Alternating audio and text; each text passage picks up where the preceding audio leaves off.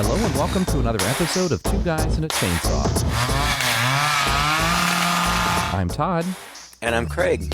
This week, we decided to do the 1973 film The Wicker Man, not to be confused with the remake in 2006 of Nicolas Cage's The Wicker Man, which I hear was horrible. I never saw it. Did you see that one, Craig, by the way? Nope, never saw it. You just followed the advice of everybody else who saw it and didn't even bother? Correct. I heard his performance, and that was pretty awful. I have to say, I was really appalled to think that they would even remake this movie. Well, back in 2006, I was anyway. Nowadays, it seems like every movie gets remade anyway. But this one, this movie is well regarded. It's been well regarded for a long time. Like I said, it was done in 1973. This is one of Christopher Lee's. Actually, he says it's his favorite film that he's acted in. The lead actor in this movie, Edward Woodward, says it's also his favorite film that he's ever acted in. And the director of this film, Robin Hardy, really hasn't directed much.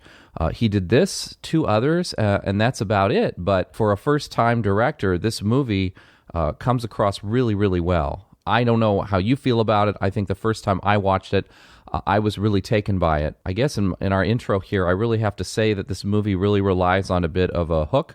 And if you have any interest at all in seeing this movie before we start talking about it, you probably should go out and see it first. Anyway, that's my history with the movie. That's what I know about it. How about you, Craig?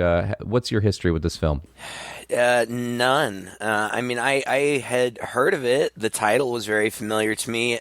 And I had, seen memes and other things about the remake, and I've seen stills and some just like super brief clips of Nick Cage in the remake, and I kind of had an inkling of an idea of what it was about, something to do maybe with I don't know, I don't want to say a cult, but that's the best word that I can come up with, some kind of like cult activity that some guy was investigating or something, but that's it. That's all I knew about it. And I really knew nothing about the original at all. And you told me not to read anything about it, so I didn't. And so I was going in blind, really. And, man, it's a weird movie. It really is, isn't it? I don't know. I kind of don't know what to make of. I mean, in the end, when all is said and done, it all pretty much makes sense. And even though, throughout the course of the movie, you're trying, along with the main character who's an investigator, a police investigator, you're kind of trying to put together what's going on, but the things that are going on are so bizarre that it's kind of hard to make anything of it until you get to the end, and then things are laid out pretty neatly, and ultimately it really does make sense. But just tons of really bizarre imagery throughout, and I think that what makes it so bizarre is that it's presented in such a way as though, like, oh yeah, this is just what we do. Yeah. Like, people screwing in the lawn, like in the middle of the night, like, big orgies and weird fertility ceremonies. Like, yeah, I mean, that's how we roll. And like, you're like, okay. And the other thing that really struck me about this is I would certainly go so far as to call this movie a musical. Like, The music is so integral, it seems, to the ambiance and to the plot that I would go so far as to call it a musical. Yeah, that's a really good, and a lot of people say that. In fact, apparently about midway through filming, the director himself announced to the cast, by the way, we're filming a musical, and shocked them a little bit. But the music is really integral to this film, and it really works in a very 70s way, I think, as well. I don't know, when I think of the 70s, also I do think of things a little new agey. Yeah. And this movie fits in well with that, and the kind of folk music that was really popular in the late 60s, early 70s. Right. The free love, hippie-ish type of stuff definitely has an influence in here, but really as the source of what that stuff came from. We're talking about more ancient Celtic, Gaelic, Celtic kind of rituals, kind of music. It actually takes place in a Scottish island that doesn't well, it's a fictional Scottish island of Summer Isle, but actually, up until fairly recently, those islands were a bit inhabited. They're not anymore. This is the kind of music that they came up with for the movie, and took a lot of great care to do, and to be the kind of music that maybe this town, which is isolated, and therefore the people in this town, through a story that's told a little bit later in the film, are following this ancient religion. It's a very Mother Nature, down-to-earth kind of religion that's definitely not Christian. Right. So they put together this music this would be maybe the kind of music that this group of people would do. And it has lyrics, and we get some of this music right off the bat during the opening credit scene through a song that's really kind of interesting. It was upon a lammas night when corn rigs are bonny. Beneath the moon's unclouded light I held a while to Annie. The time went by with careless heed, till tween the late and early. With small persuasion she agreed to see me through the barley.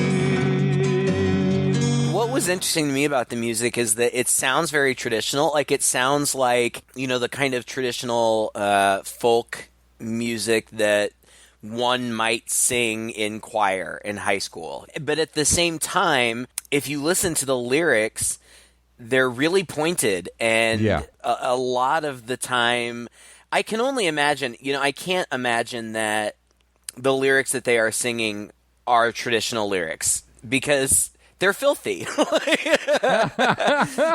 it's so much about sex, and ultimately it ends up basically being about fertility and rebirth and that type of stuff, but it's not pornographic, no, but it's graphic. Like, and it's just a little bit jarring to hear young people and sometimes even children singing these lyrics that are highly, highly suggestive. It makes the very straight-laced Sergeant Howie, who is our main guy, he's uneasy about it from the beginning. And I would be too. Like, it's just, but again, it's treated in such a nonchalant way. It's a weird juxtaposition of these strange, suggestive lyrics, but then presented in almost just like a fun and carefree kind of way. It was unsettling to me. Like, not upsetting, but unsettling. Well, it is. It's unsettling to maybe even to our own sort of semi-prudish Christian sensibilities, right? Yeah.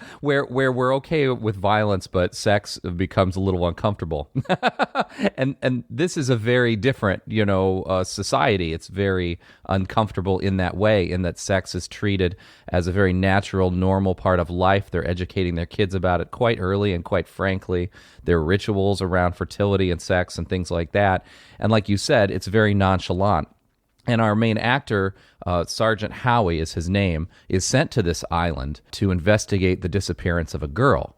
He has been sent an anonymous letter with a photograph saying that this child has not been seen for a month, I think, month or 2 months. He's a police officer. And I guess I have to say, especially if you're going to go out and see this movie, there are different versions of this film out there. The original director's cut of the movie was kind of lost. And it was lost due to the things that happen with these things, where the negatives in the studio get misplaced or accidentally destroyed much later in history, and people were going back and looking for this original version. They could find little bits and pieces of it here in some prints that were made. There was a telescene transfer that they pulled some footage from, and there have been a few different versions of this film put together. There's a really long version. It's I think it's 113 minutes or something, that's supposed to be that original version, which we don't think was ever seen in the theaters. It was definitely not seen on this side of the Atlantic. Then when it was put on video, there were some scenes added from the old one. When it was put on DVD, they added some other scenes in, but took other scenes out. At some point for one of these later DVD releases, the director put together what he calls the definitive director's cut. And it's not the full version he originally cut, but he came out and said, look, I think this version here is fine. It's the best of what we have. It gets across my point entirely, and I'm totally satisfied with it. I'm going to call this the director's cut. And I'm pretty sure this 103-minute version is the one that we saw. And I read the description of some of the scenes that were cut. There were quite a few of them, really. None of them really seemed all that integral to me as far as plot was concerned. Like, for example, I mean, we hear at some point in the movie that Sergeant Howie is engaged to be married, and I guess there was a scene where you actually saw him with his fiance at one point. And okay, fine, whatever. I don't really necessarily think that it was all that important to the plot. So who's to say, because we haven't seen it in its full glory or whatever, but it seemed to me that the stuff that was cut and potentially lost, as I was reading it, the descriptions of the scenes, I wasn't thinking, oh man, I sure wish I had seen that. Like, it just seemed like longer monologues about apples and, like the stuff that I wasn't particularly all that interested in anyway. But it starts out pretty typically where you've got, this outsider coming in to this environment, and you can tell right away that this is kind of an odd environment, and he's very much an outsider, and he's not wanted there, or at least that's how it seems from the very beginning. I mean, it seems very clear that these people are not interested, and they don't even want to let him come on land. Like, he lands in this hydroplane or whatever. They don't even want to send out a dinghy to come get him. They're like, well, we're going to have to check with Lord Summersisle or whatever, the guy that governs the island. And he's like, no, I'm a police officer, you have to let me on. And so, like, they begrudgingly do. And then he starts asking about this missing girl, and they're just shady as hell. Like, you can tell, like there's no question that they are being entirely evasive and shady, and they're all like, oh, nope, never seen her, don't know, no, buy that name around here. And he says, well, what about the such and such woman who works at the post office? Like, oh yeah, that woman. Oh, well, she escaped my mind, but yeah, that she does have that last name. But it's not her daughter. And then as he walks away, they're all kind of looking at each other and smiling. Right. And then he goes to the post office and he meets this woman who supposedly is the mom of this missing girl. And she's like, oh, no, I don't know. Yeah, I have a daughter, but it's not her. The mother introduces the investigator to her daughter, and they have a weird exchange. And and he's like, do you know Rowan? Of course I do. You do? Of course I do, silly. Do you know where she is now? In the fields. She runs and plays there all day. Is she? Do you think she'll be coming back for tea? Tea? Hares don't have tea, silly. Hares? She's a hare. Ron's a hare. She has a lovely time. it's so weird. Yeah. And that goes on for a while. Yeah. All of this shady business. Now, the thing that kind of got me, and building up to a little bit, okay, so eventually he asks around and everybody's shady, and then he goes to get a room at the local inn. You know, it's one of those things where everybody's partying and having a good time, and then the second the outsider walks in, it's just like dead silence. Yeah, like, we weren't doing anything. Who is this man? Right. Right. So he asks for a room, and he gets introduced to the innkeeper's daughter, whose name is Willow. She's played by Britt Eklund, who I recognize. I think I recognize her. I don't know if you know this about me. People are often shocked to hear this about me, but I have never seen a James Bond movie. What? Ever, any of them. Still? Yeah. To this day? Yeah, never. Oh my gosh. Never, ever. But I think that I've seen her in stills. She was a Bond girl at one point. She's very beautiful and, you know, the sex kitten kind of girl or whatever. Swedish, like big blonde Swedish, pulled straight out of ABBA or any of the European movies that were popular at this time. It's a definite look. She's gorgeous. And, like, she was married to, I think, Peter Cushing for a while. She dated Rod Stewart. She got around. They didn't even use her voice. They dubbed her. They did a good job. I wouldn't have even noticed, I don't think, except in some of the singing scenes. And that was the first time they sing a song about the innkeeper's daughter. Yeah. And it's just really lusty. And, like, they're dancing with her and, like, thrusting their pelvises into her butt. And she's laughing about it. Her father's standing right there. He's going in with the song, too. He sings a verse himself. I know. Like, I just thought, gosh, this is so weird. Her ale, it is lively and strong to the taste. It is brewed with discretion, never with haste. You can have all you like if you swear not to waste. The landlord's daughter, and when her name is mentioned, the parts of every gentleman do stand up at attention.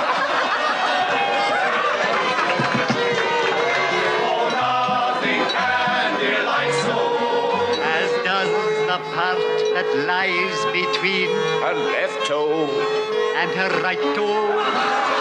And so he gets his room. Then I didn't realize that this was going to be significant, but he orders dinner, and he sits down to dinner, and it's all gross. And he says something to her, Willow, like, it seems like everything that you served me just, like, came out of a can. And she's like, well, it did. And he's like, well, where's all your famous produce? Like, apparently this island is famous for their apples specifically, but harvests in general. And I don't know, she's evasive about it, but she's like, I don't know, be happy with what you get, whatever. Most of it was probably exported, is kind of what she says. Yeah. He goes outside and there's a freaking orgy on the lawn. And I'm like, what? What is happening?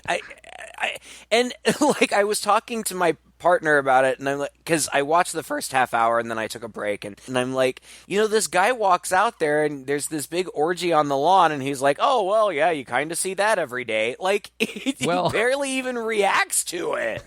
This is, again, another major thrust of the movie. Thrust. Another major thrust of the movie, as we talked about earlier, is the fact that all of this sexual stuff is going on quite openly. And he is such a prude. He is a good Catholic boy. Earlier when I mentioned that this is the director's cut that we saw, one of the key scenes that was put back into this movie that I think was a really good choice is that the movie opens up with shots of him in church. Yeah. And he's singing in church. The pastor who speaks a few lines is a cameo of the director. And then he gets up, and it's clear he's even like a lay reader. He reads some of the liturgy from the church, and it intercuts some scenes of him getting communion, which I don't know if it's going through his mind when he's doing this, or they're just trying to impress upon the point. Not only is he a great police officer because he's stern and he's insistent and he doesn't take no for an answer, but he's also, I think, quite appalled at what he sees, but it's not like he leaps out and breaks them apart. This shot of the orgy, which technically is a bunch of people having sex, but it's all couples. It's not like they're all having sex with each other. True. When he steps out there, I think is one of those original scenes that kind of got inserted back in. So whether or not there were some more intense reaction shots, I don't know. But as he walks out and looks at this going on, he walks by a wall and he looks in and he sees that there are more people in the graveyard doing some things. And there's a naked girl who's weeping over a tombstone. Mm-hmm. And there is a reaction shot there of his face that looks rather upset about it. And he jumps right back into the bar. And he goes upstairs and he goes to bed. Now, he doesn't go right to bed. He sits up there writing. This is a really cool scene as well, where he hears some voices outside the window, and he goes to the window, and he sees down below that our Christopher Lee character, Lord Summerisle, is down there with a young man, and he's calling up to Willow, who's at the window, and he very casually, they have this exchange that simply suggests, hey, this is a young boy, I'm going to send him up to have sex with you, as sort of part of a coming-of-age ritual or something, or maybe it's a ritual that is part of this preparation for May Day, which is coming in a day or two. Mm-hmm. So he sends him into the bar. There's this song going on, another song that's started up that also sounds like a folk song, but like you said, is very sexually explicit. That's talking about. Here's a little piece of it. I put my hand on her thigh, and she says, do you want to try? I It's like they're serenading, or I don't even know. This event. Like, right, like they all clearly, like the director and cinematographer make it very clear that everybody knows exactly what's going on. Like they're sitting around in a big circle singing, but they're all looking up at the ceiling where right above them Willow is having sex with this guy loudly. Like, yeah. So they're all just listening and like serenading and singing this song, and it's just very bizarre. And then the next morning, it's just like nothing happened. Like the police guy goes outside and Willow's out there and she's like, "Hey, what's up?" You know, and like, and they just have a conversation. Like, but it's not. It's so weird. But he's pretty. I mean, you can tell he's getting more and more agitated, right? It's like he's holding it in, but he's getting more and more agitated. Like he hears the sex happening and he can't really sleep. He's sort of tossing and turning through it. In the morning, you're right, he has this conversation with her. And I think that scene was important. I think that was kind of used to show, like, she's like, "Hey, what's up?" And he's like, "Well, I'm fine, but just show me where I need to go." And just to kind of emphasize the casual nature of all of this, right? Yeah, and I'm looking at my notes, and I feel like, you know, I wrote these things down, and I'm looking back at them now, and I'm realizing that they had more relevance than I even understood at the time. Like, when Lord Summersisle gives her this boy, he says, you know, this is a sacrifice to Aphrodite. He says it's in preparation for tomorrow, which is the day of death and rebirth, which ends up being relevant. And then there's some snail porn. Like, what the heck? Like, it was so weird. Well, he recites a poem that's kind of interesting, or at least his lines are based on a Walt Whitman poem. I think kind of damning critique of Christianity is what it is. I think I could turn and live with animals. They are so placid and self-contained. They do not lie awake in the dark and weep for their sins. They do not make me sick discussing their duty to God. Not one of them kneels to another, or to his own kind that lived thousands of years ago. Not one of them is respectable or unhappy all over the earth. And that is one of the one or two moments in this movie where Lord Summersisle is quite upfront about the fact that they're very happy with their religion on their island. Right. And they don't really need anything else. And that is the point of conflict. I think really the main point of conflict between them and this police officer. You know, he is completely a fish out of water. Not only is he a fish out of water, but he's uncomfortable, and he's uncomfortable at a deeply personal level that really gets to the heart of his core belief system. Right. And so as he's investigating this murder, it's not just the people's evasiveness about this problem that's frustrating him, but it's their overall lifestyle, it's their overall way that they're living that offends him to the deepest core. So he's completely able to believe that these people have what he's coming to grips with, and what we're starting to believe too, have just as casually as they are, you know, having all the sex out in the open and doing this stuff, that they're probably into human sacrifice too, and they don't think anything of it either. Right. And that's what they're hiding, is that this woman got sacrificed, this girl. Ultimately, that's the largest impact that this movie had on me, and that left me thinking when it was over. Now, okay, so the next day, they're in preparation for May Day, and so these kids are stringing up a maypole, and they're singing a very, you know, carefree song, but again, the lyrics are very suggestive. And then he goes into a classroom where the teacher is teaching them about the rites and rituals of May Day, and she's like, "Okay, now what does the maypole represent?" And one girl can't answer, and all the rest of the girls are like, "Penis!" And she's like, "That's right, it's the penis." And he's just absolutely appalled, and like he even threatens to report her and stuff. And he asks them about the missing girl, and they all say they don't know her. And the teacher says something like, "If she existed, we would know about her." But then he forcefully takes from her the school roster, and he finds the girl's name on the roster. And so he chastises the children and the teacher that you're all liars. And she takes him outside and she says, "We're not lying. I said, if she existed, we would acknowledge that. And he's saying, so if she existed, so you're saying she doesn't exist, so she's dead? And the lady says, we don't use that word here. You know, when we leave our earthly bodies, we believe that we go back into the land and nature and the spirits of the earth and all of that stuff. So there's really, we don't acknowledge death. And she kind of lays it out. You know, I was kind of surprised that she was so forthcoming once that they had been caught. And she says, you know, he's like, well, where is she buried? And she's like, well, in the ground. And he's like, well, you mean like in the churchyard? And she says, well, not exactly, because the building that was once used as a church isn't used as a church anymore, so I don't know if it technically counts as a churchyard. Basically what she's saying is, you know, we don't practice Christianity here, it's something else. And that's what it becomes. And eventually Lord Summerisle kind of lays out the same thing, and we'll get there. But this has been running through my mind since we started. The biggest impact that this had on me was the idea of religion, and how when something is so ingrained in you or me or whomever it might be, anything that's different or that challenges that becomes so upsetting or seemingly illogical, when really, why is their religion any better or worse than Christianity? Right. So they celebrate sexuality, so they celebrate nature, so they do things differently than some might expect.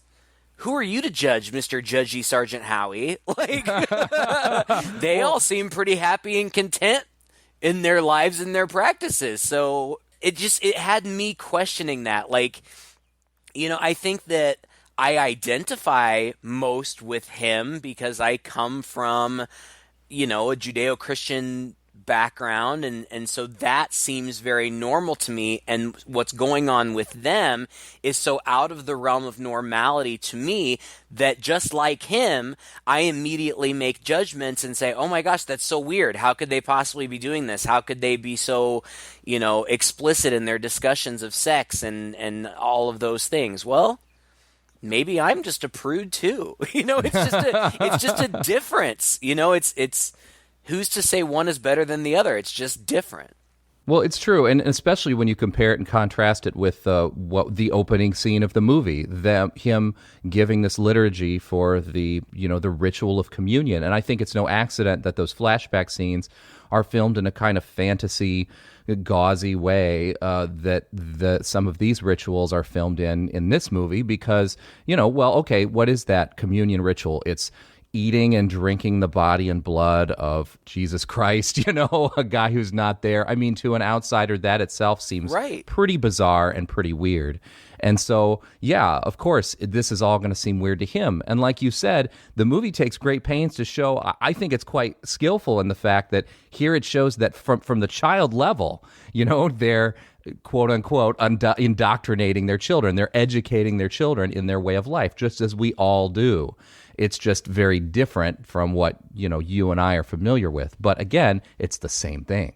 And that maypole scene it's cute, I think, because it's this very innocent, like the guy who's leading the song is almost like the youth pastor of this group, right? Uh-huh. Like he's up there, he's smiling, he's very clean cut, and he's using hand motions while they're dancing to illustrate what's essentially kind of a birds and bees cycle of nature kind of song. The tree comes from the earth and from the seed, and then the bee pollinates the flower, and then the man gets in bed with the woman, and then the baby is born, and then they go to the ground and a seed comes from the ground. It's actually, when you break it down, it's not really disgusting, as it is quite natural.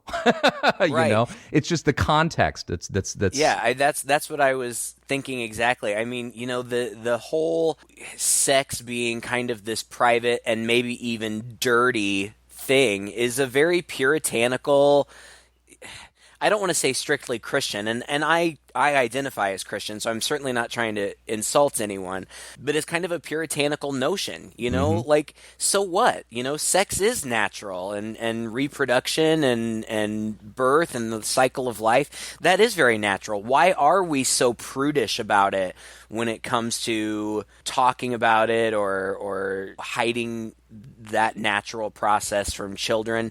And I'm not saying that I think that exposing children to that at such a young age, I'm not saying I necessarily think that's appropriate, but it made me question. It made me question my own beliefs. And also, you see all sides of this, really, because there's this sort of song, but then there's also that landlord's daughter song that we heard earlier, which is just this bawdy, like Irish drinking song about how the landlord's daughter is the town slut. Yeah. And that's a very different approach. It's not like they're sitting around singing about how beautiful sex is. They're all like grinding up against her and singing all these lyrics about how she's a slut, and she's laughing and going along with it. Well, I think that the only thing that made me uncomfortable about that scene was the fact that her dad was there and participating. That was weird. Yeah. Beyond that, it's a bar. It's a pub. They're singing a pub song. It's not like that's all that much out of the and okay, so you've got a flirty barmaid. Oh, I've never heard of that before. Right. Like, not that big a deal. I think it was just the fact that her dad was, and it didn't even seem like it was lascivious. Like he was just in on the fun. Yeah, of course. I don't know. You're right, but it's all kind of a test in a way for this Howie character. Totally. They're all really pushing him. Some of this stuff he's stumbling across naturally as they're getting ready for the May stuff, but things like that, they're really pushing him and really testing him to kind of see if he is who they assume he is. As the movie goes on, he goes back to the cemetery and he sees a couple graves there, and there's a gravekeeper there, and he asks, where's this grave? And he's like, oh yeah, that's Rowan's grave. He's like, really? He says, yeah, and we plant this tree like we do on all the graves, and there's a little something dangling from the tree, and he's what's that? And he seems to insinuate that it's like a piece of skin. I think it was her umbilical cord, wasn't it? Oh, was that it? I think that's what he said. I think he called it her navel cord. Oh, okay. That makes more sense. Yeah. Yeah. Which kind of makes sense because it's kind of the whole birth and, the cycle of life kind of deal. Yeah. And as he's walking around this graveyard, he sees a woman who's sitting there. She's breastfeeding a baby and she's holding an egg in her hand. And it's just so random. So random, right? But you're getting used to seeing random weird stuff like this in this town. Like I said, it's all kind of new agey type stuff. And I read in the trivia, apparently, this is actually based on a more ancient rite that this woman was there hoping for good luck for fertility for another baby. I just assumed that's what it was. Like this woman was, she's breastfeeding a baby and she's holding an egg out in her other hand. Like, yeah. We've seen other kind of ritualistic stuff like this. I don't know if we've seen it yet. I feel like it's right after this. But then he goes to Lord Summerisle. But wait a second. Before he goes to Lord Summerisle, in the cemetery, he sees some crates on there, that used to hold apples. They're up on a tombstone, and he gets so frustrated. Again, he's getting so pissed off by what he sees that he smashes one of the crates, and he tears off a couple of boards from it, and he puts it into a cross. And he just lays this cross on top of the grave like, this cemetery needs a Christian symbol. And he puts it down, and he storms out. And that's when, like you said, he goes to see Lord Summerisle. I'm glad you brought that up because I do think it's important. I mean, he's so desperately clinging to his faith and his tradition, and I think that that's so important to the themes of the movie. So I'm glad that you brought it up. But on his way to see Lord Summerisle, he runs across another ritual, a naked lady circle dance. There's one clothed pregnant woman, then there's like what seemed like a priestess who was also clothed, but then there were, 8 to 10. I don't think they were really fully nude, but that's what the indication was. They were meant to be nude, but they ended up putting them in full body stockings to give the impression of nudity without having so much nudity. I think they were trying to, even in this movie, trying to tone that down just a little bit. So I don't know. So the rating would be, or maybe for the comfort of the actresses or whatever. Right. Like, I mean, it was certainly suggested that they were nude, but you weren't seeing the ins and outs of their hoo-has, basically, was what it came down to. But anyway, they're dancing around a fire, and it's kind of intricate choreography where they're, moving around. It's very ritualistic. I mean, that's what it looked like. It looked like a ritual, and it looked like a fertility ritual, which is ultimately what it was. Mm-hmm. He witnesses this, and then he goes up to Lord Summerisle, and it's one of the first things that he brings up. Like, how can you condone this? These are young children. He calls them children. They didn't look like children. They looked maybe like teenagers. I thought they looked older than that. Yeah, they looked adult to me. He's like, what? He's like, it's a fertility ritual. They're praying to the god of whatever that they will be fruitful and multiply. And I understand you're looking for a missing girl. I found her. Splendid. In her grave. Your lordship, as a justice of the peace, I need your permission to exhume her body, have it transported to the mainland for a pathologist's report.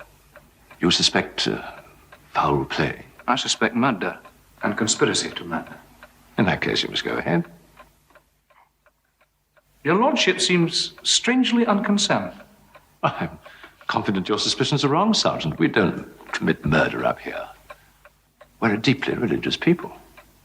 Religious? With ruined churches. No ministers, no priests, and children dancing naked.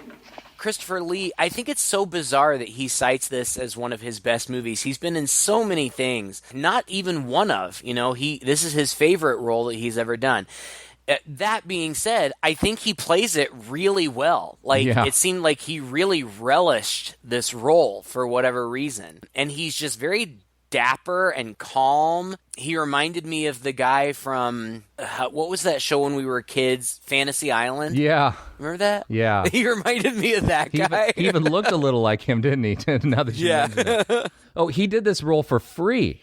And then he went around the country on his own dime to help promote it and did interviews wherever he could. I mean, he was that passionate about this movie. Yeah, anywhere they would have him. I read that. I thought that was so interesting. Like, literally, he would do local AM TV spots, totally for free to promote this movie. That's how into it he was. Some of that had to be a little selfish, maybe, because by this point he was really in danger of getting typecast for just playing Dracula so many times with the Hammer horror films and those villainous roles, that this was a pretty big departure for him on the screen. I mean, he's a very accomplished actor. He can certainly do it, but I think he really had to prove it, and he was really hoping this movie would be a big success for that reason, too. But like I said, even like you said and I have said, even later in life, he's looked back and said this is his favorite film, his favorite role. Like I said, he's very calm. Howie, the cop at this point, is really agitated. Yeah. Like he's appalled by what's going on, and Lord Summerisle is just very calm and just kind of is trying to lay it out for him. And he says, on this island we believe that the old gods aren't dead. Howie says something like, well, what about the true God? And he's like, oh, the Christian God? Oh, he's dead. Yeah. So we don't really care. But he just lays it out very plainly and says, my grandfather came here. You see, his experiments had led him to believe that it was possible to induce here the successful growth of certain new strains of fruit that he had developed. So, with typical mid-Victorian zeal, he set to work. Best way of accomplishing this, so it seemed to him, was to rouse the people from their apathy by giving them back their joyous old gods. And that as a result of this worship, the barren island would burgeon and bring forth fruit in great abundance. He says, my grandfather did this for business purposes. My father continued it out of love for the island and the people, and that's why I continue it as well. And so they've got all of these traditions, and he makes it out as though, it works. Our island thrives because of our practices and because of our belief, and he just presents it in a very nonchalant way. Seeing him present it in such a casual way and seeing Howie respond to it with such disgust, that's when I started to think, you know what, Howie, like, open your mind a little bit. You need to chill out. You know, like, yeah, you're so it's not your way. All right, if it works for them, it works for them. Chill out. It's really important that by this point in the movie, Howie is starting to come across a little less like a sympathetic character. There's still this mystery, right? But the mystery of the missing girl, at least in my mind, it starts to really take a back seat to what overall is going on this island. You know, what other mysteries do they have? What can we possibly understand about what they do?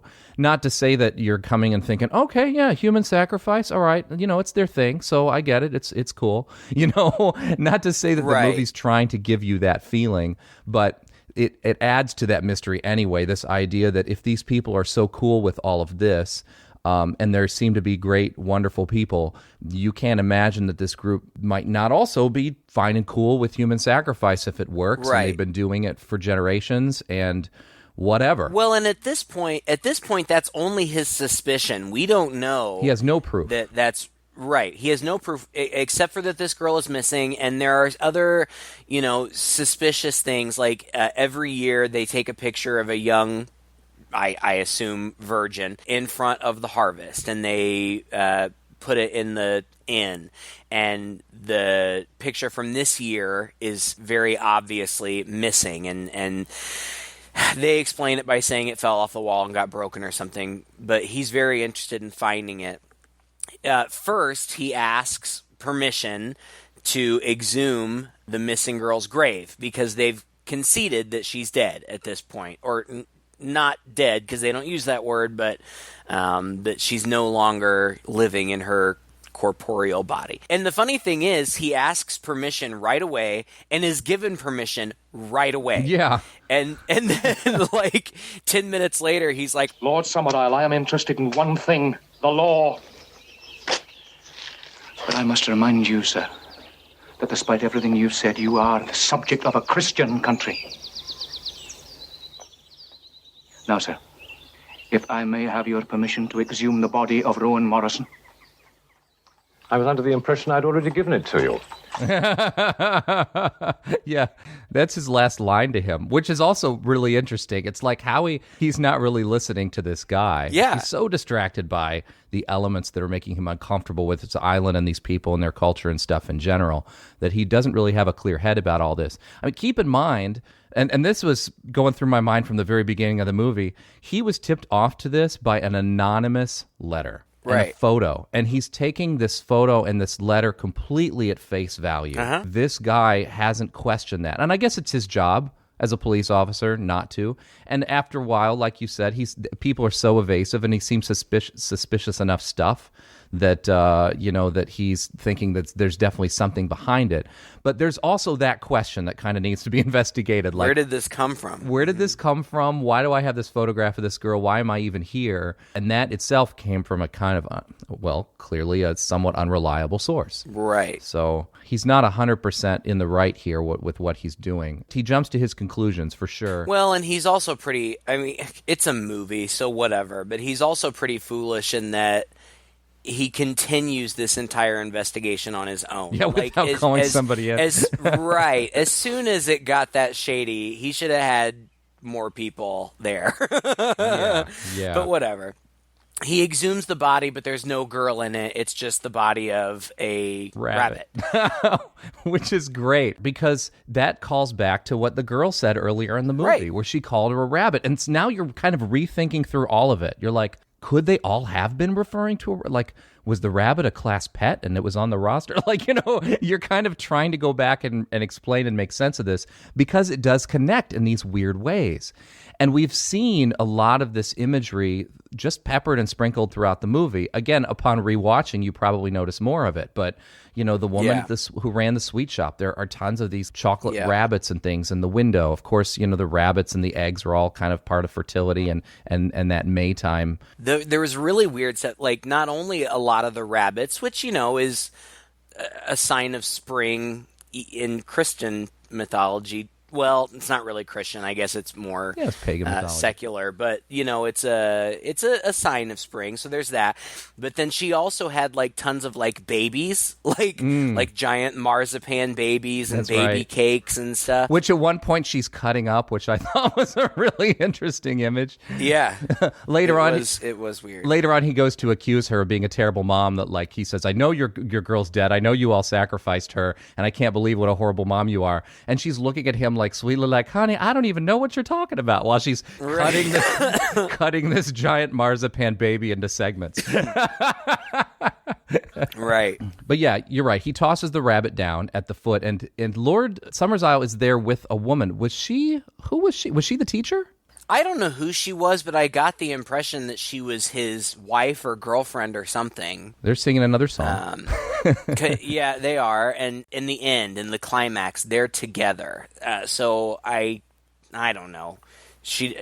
She doesn't really do anything. She's just around, so I wasn't all that worried about it. But after he exhumes the body and there's no body there, he breaks into the photo mart.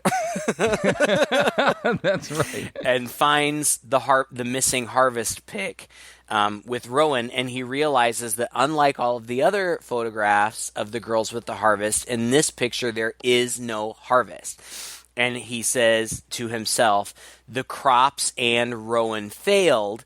And then he has this revelation. She's not dead, but they're going to sacrifice her, like on May Day or whatever, which is the next day. Yeah. So he goes back to the hotel, and this was my favorite scene just because I kind of couldn't believe what I was seeing. Willow does like a seductive, like beckoning song and dance in her bedroom, which is just right next door to his, and like it totally has this hypnotic effect on him where he's like drawn to her, like he almost goes, and at one point he's like totally got his body pressed right up against the wall, and he's like sweating and panting, and I'm like, careful dude, you're gonna make a mess. It's just so funny, like she sings this whole song and she's just dancing around the room totally naked, and I guess she was pregnant at the time. I don't think anybody would have ever known, but because she was pregnant at the time, she didn't want to be filmed fully nude, so she was only filmed nude from the waist up, and she's got a very nice waist up. There were some full shots of her dancing from behind, and that was a body double. And again, she and her double, both very beautiful women, but it was just so weird to see kind of this raunchy striptease type totally nude dance where she's trying to seduce him. Yeah, it's not what you're expecting in this movie. Well, No.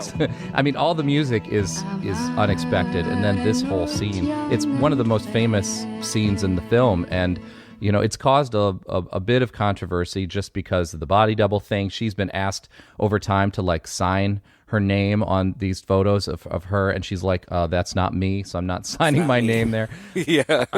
I think her boyfriend or husband at the time was Rod Stewart, and he actually tried to get the movie not Blocked. shown because he heard that she was nude in it. It's all this stuff. But yeah, it's a cool scene, but it's kind of, I don't know if I'd call it raunchy. I think it's kind of a sexy It scene. is. And she's singing, and there's this music, and it's just pulsating. And it's like you said, it's this seductive thing. It maybe is played a little over the top by the guy, but when you kind of know this guy's personality, you sort of feel like, okay, he is so stunted, Repressed, and repressed right. in all this. I could see him being the kind of guy who'd be like pressing his body up against a wall, sweaty, if nobody else is in the room totally. to see him. Well, yeah, and she goes in the next morning again, just like nothing happened, and she wakes him up and she's like, I thought you'd come see me last night. I was kind of hoping you would. And he's like, oh, sorry, it's nothing personal. I just don't believe in that before marriage. And in that moment, I was thinking, Duh. I have no idea how old this actor is, but he looked like he was probably 40. And Yeah. I'm like, Dude, get married today. Well, one of those scenes that was apparently cut from the film and maybe lost to time was a scene early on the main island where his coworkers were talking about him and just explicitly talking about what a prude he was and how he was a virgin. And it's probably good that was cut out because it didn't need to be so on the nose. It's better for the slow burn to kind of happen, for that revelation to be at that moment, and for it to be as casual as it is, because it turns out to be pretty important that he's a virgin. Yeah. This all leads into the final act where everything kind of comes together. Well, first of all, he tries to leave because he wants to go and get backup or whatever, but his plane won't start, and it seems to be suggested that it's been sabotaged. The girl, Willow, had said to him, "You really should leave today because you're not going to want to be here for May Day." Yeah. with the way that you think about things. Well, even earlier when he was in talking to, when he tossed the rabbit at the floor and he was in there with Lord Summersisle, and he basically laid out to him, "I think this is what's happening. You sacrificed this girl. You're going to sacrifice this girl." Now, it is my intention tomorrow to return to the mainland and report my suspicions to the Chief Constable of the West Highland Constabulary. And I will demand a full inquiry takes place into the affairs of this heathen island. You must, of course, do as you see fit, Sergeant. Perhaps it's just as well that you won't be here tomorrow to be offended by the sight of our May Day celebrations here. Right. So he does try to leave, but he can't, and so instead still nobody will be forthcoming with him about the girl, so he says that he's going to go search every house, and he does, and that's kind of an interesting montage. It is. People are messing with him, he's walking in on naked ladies in the bathtub. It's just a kind of a funny scene, but he doesn't find anything. Yeah. So he decides to take a nap. That was the most relatable part of the movie to me. All this detective work is really exhausting. I know. He goes back to the hotel and he tells them, he's like, "I'm going to go lay down for a half an hour. Don't bother me." And then he's laying down and the innkeeper and Willow loudly whisper outside his door, "Oh, he's asleep. Let's light the hand of fate," or something. I don't remember what it was. And Willow's like, "Oh, I don't know, that's kind of risky. He could sleep for days if we do that." And the guy's like, "Oh, that's even better." So they light something and go away, and he wakes up and I don't know if it was supposed to be a real hand. We had seen a corpse in a coffin with its hand cut off before. Yeah. So I don't know if it was a real hand or if it was just a hand candle or whatever, but it freaks him out. Then he attacks the innkeeper as he's getting dressed for the May Day celebration. And they had explained, or he had read, like he had done some research about these different traditions. Even this movie is not lacking a scene of research in a library. I just have to point that out. Library research, get you places. It was important, though, because it really laid out the ancient medieval May Day rituals that this town more or less follows.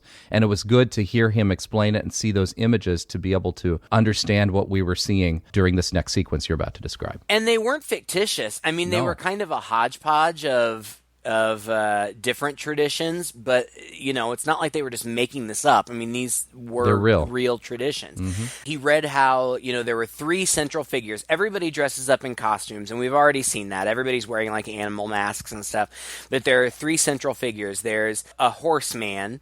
He leads the procession, and then there's a lady man portrayed by the leader, and then there's the fool. Punch, the fool. Mm-hmm. And when he knocks out the innkeeper, that guy is wearing the Punch costume. So he puts on the Punch costume. And then there's this excellent sequence of this May Day processional where Christopher Lee is in share drag, like prancing down the street. Everybody's in their masks and it's this big celebration, and Howie is in the Punch costume, and Summersisle is like, "Come on, you need to dance. You're the fool. Act the fool." And so he kind of tries to, but he's a little out of place. They don't know that it's him, or at least they presumably don't know that it's him in that outfit. Right, and they proceed through all this thing, and there's this whole sword ceremony where it's supposedly, I think that it's all just a game, but it's supposedly like a game of chance where you have to put your head in this star of swords that these guys are holding, and supposedly they're going to cut somebody's head off. Well, it's all just a ruse. They do cut somebody's head off, but it turns out it's just part of a costume. It's not real. But then they proceed to the beach, and they bring out the sacrifice. And it's Rowan, and he's like, oh my gosh, it's her, I found her. And so he runs up in the costume, and he says, don't be afraid, I'm a police officer. And she says, oh, thank goodness, Mr. Police Officer, I'm so scared, get me out of here. And so they run off, and she's like, come this way, I know the way out. And as soon as she said that, I said, it's a setup. And that was the first time that I had thought it. But as soon as she said, oh, Mr. Police Officer, thank goodness you're here, follow me. You would have thought that this person, if this is such a part of their culture, would have gone along with it. You know, sort of the willing sacrifice kind of thing. And so the minute that she seems like she's in distress, you realize that something's not right here. But he doesn't. Right.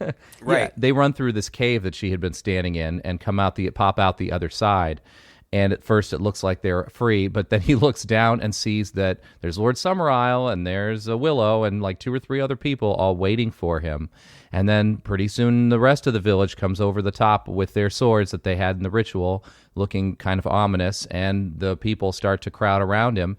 And Lord Summerisle basically lays it all out for him at this point. And says, nope, you're the sacrifice, dummy.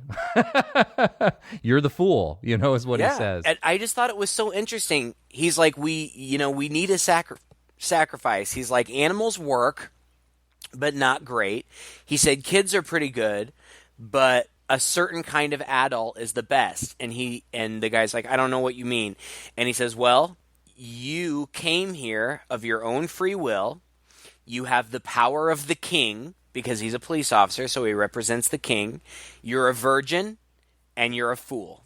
Yeah. And the combination of being all of those things makes him the prime candidate to be the sacrifice. Yeah. And so he's stripped and bathed and anointed and painted and robed and led off. And he goes off on the, he's proselytizing, talking about how he's going to hold on to his faith and he will be resurrected in Jesus. And Summerisle's like, oh, good, I'm glad you think that. That makes this even better.